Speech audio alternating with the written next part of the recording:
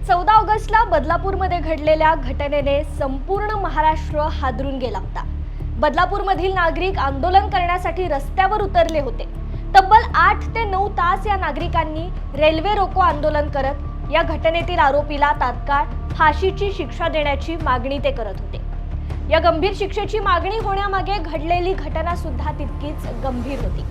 बदलापूरमधील एका शाळेतील स्वच्छता कर्मचाऱ्याने त्याच शाळेत शिकणाऱ्या अवघ्या 3.5 वर्षांच्या 2 मुलींवर शाळेच्याच बाथरूममध्ये नेत त्यांच्यावर लैंगिक अत्याचार केला होता।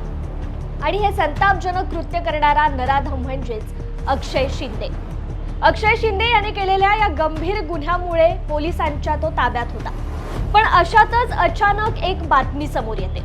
बदलापूर घटनेचा आरोपी अक्षय शिंदेचा एन्काउंटर झाल्याची बातमी। आता हा एन्काउंटर नेमका का झाला आणि ही नेमकी घटना कशी घडली याचाच आढावा घेऊयात आजच्या क्राईम रिपोर्ट एपिसोडमध्ये। नमस्कार, मी कृपा सपकाळ आणि तुम्ही पाहताय न्यूज अनकटचा क्राईम रिपोर्ट एपिसोड। ऑगस्टमध्ये बदलापूरमध्ये घडलेल्या 2 शाळकरी लहान मुलींच्या लैंगिक अत्याचार प्रकरणाचा आरोपी अक्षय शिंदे याला पोलिसांनी घटना घडल्याच्या 2 दिवसांनी ताब्यात घेतलं। पीडित मुलींच्या कुटुंबियांकडून आणि बदलापूरकरांकडून अक्षय शिंदेला लगेच फासावर चढवण्याची मागणी होत होती। त्यामुळे हे प्रकरण फास्ट ट्रॅक कोर्टात चालवण्याची मागणी राज्याचे गृहमंत्री देवेंद्र फडणवीस यांनी केली। त्यानुसार अक्षय शिंदेवर पोलिसांकडून कारवाई चालूच होती। अगदी काही दिवसांपूर्वीच अक्षय शिंदे याची मेडिकल टेस्ट घेण्यात आली आणि याच टेस्ट दरम्यान त्यानेच त्या लहान मुलींवर लैंगिक अत्याचार केला असल्याचं त्याने कबूल केलं। आरोपीने हा कबुलीनामा दिल्यामुळे पोलिसांनी त्याच्या विरोधात लगेचच आरोपपत्र देखील दाखल केलं।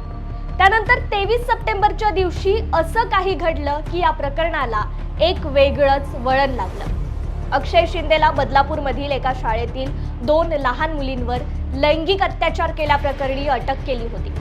पण अक्षय शिंदेच्या दुसऱ्या पत्नीने सुद्धा त्याच्या विरोधात तिच्यावर अनैसर्गिक लैंगिक अत्याचार झाल्याची तक्रार बदलापूर पोलीस स्टेशनमध्ये नोंदवली। तेव्हा अक्षय शिंदे हा तळोजा कारागृहात कैद होता। त्यामुळे या प्रकरणी बदलापूर पोलीस 23 सप्टेंबरच्या दिवशी अक्षय शिंदेला ताब्यात घेण्यासाठी तळोजा कारागृहात पोहोचले। पोलिसांच्या माहितीनुसार अक्षयला पोलीस वाहनातून तळोजामधून बदलापूरमध्ये नेण्यात येत होते। पोलिसांची गाडी मुंब्रा बायपास रोडवरून जात होती। पण तेव्हा अचानक आरोपी अक्षय शिंदेने सोबत असलेल्या एपीआय निलेश मोरे यांची बंदूक खेचली आणि निलेश मोरे यांच्यावर 3 राऊंड फायर केले। या गोळीबारात निलेश मोरे यांच्या डाव्या मांडीत एक गोळी लागली। तेव्हा त्याच पोलीस व्हॅनमध्ये असलेले दुसरे अधिकारी म्हणजेच पोलीस निरीक्षक संजय शिंदे यांनी अक्षय शिंदे याच्यावर गोळीबार केला आणि या गोळीबारात अक्षय शिंदेच्या डोक्यात एक गोळी आणि शरीरावर एक गोळी अशा 2 गोळ्या त्याला लागल्या। झालेल्या या गोळीबारात अक्षय शिंदे याचा मृत्यू झाला। आता हे सर्व प्रकरण अक्षय शिंदेचा एन्काउंटर म्हणूनच बाहेर आलं।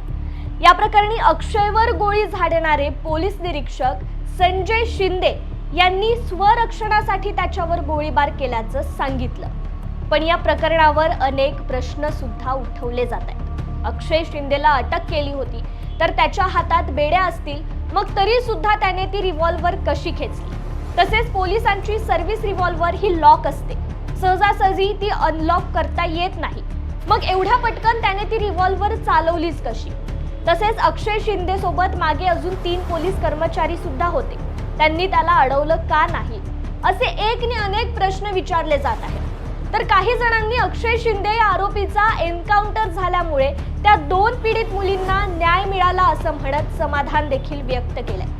बदलापूरमध्ये तर ज्या ठिकाणी या आरोपी विरोधात आंदोलन करण्यात आलं त्याच ठिकाणी फटाके फोडत मुलींना न्याय मिळाल्याचा आनंद त्यांनी साजरा केलाय।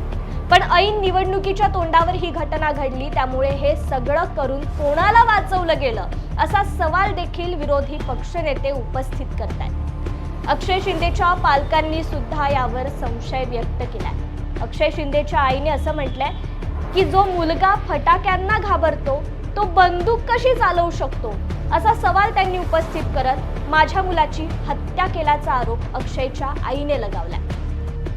दरम्यान अक्षय शिंदेवर गोळ्या झाडणारे पोलीस निरीक्षक संजय शिंदे हे एन्काउंटर स्पेशालिस्ट आहेत। माजी IPS अधिकारी प्रदीप शर्मा यांच्या टीममध्ये त्यांनी काम केलं होतं।